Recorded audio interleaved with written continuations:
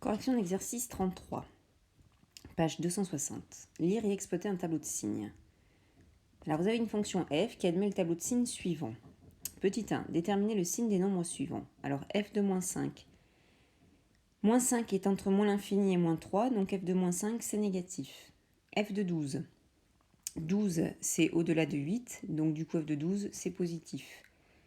F de moins 2. Moins 2 c'est compris entre moins 3 et 1, donc f de moins 2 c'est positif. F de racine de 3. Racine de 3 c'est entre 1 et 8, f de racine de 3 c'est négatif. F de 10 puissance 3 c'est f de 1000, 1000 c'est au-delà de 8, donc du coup c'est positif.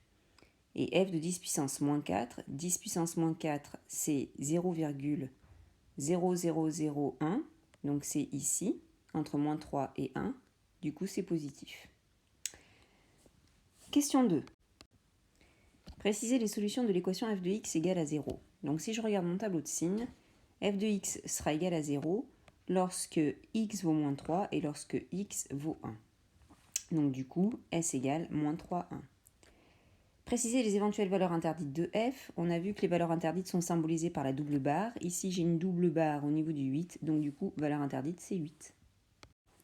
Question 3. Complétez les phrases suivantes avec les symboles inférieur strict, supérieur ou égal ou inférieur ou égal. Alors la A, pour tout x appartenant à moins 3, 1, donc je suis ici, on a f de x supérieur strict à 0, inférieur strict à 0, supérieur ou égal à 0 ou inférieur ou égal à 0.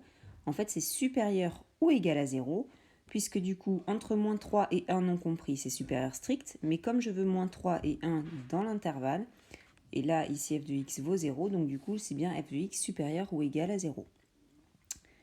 Question B, pour tout x appartenant à 8 plus l'infini, on a f de x, alors là, ici, vous voyez, 8 plus l'infini, 8 ouvert, donc je suis là, f de x est bien strictement positif, d'où le supérieur strict. Et enfin, pour tout x appartenant à la réunion d'intervalles moins l'infini, moins 3, 1, 8, entre moins l'infini et moins 3 compris, c'est négatif et nul, ou nul. Donc du coup, f de x sera inférieur ou égal à 0.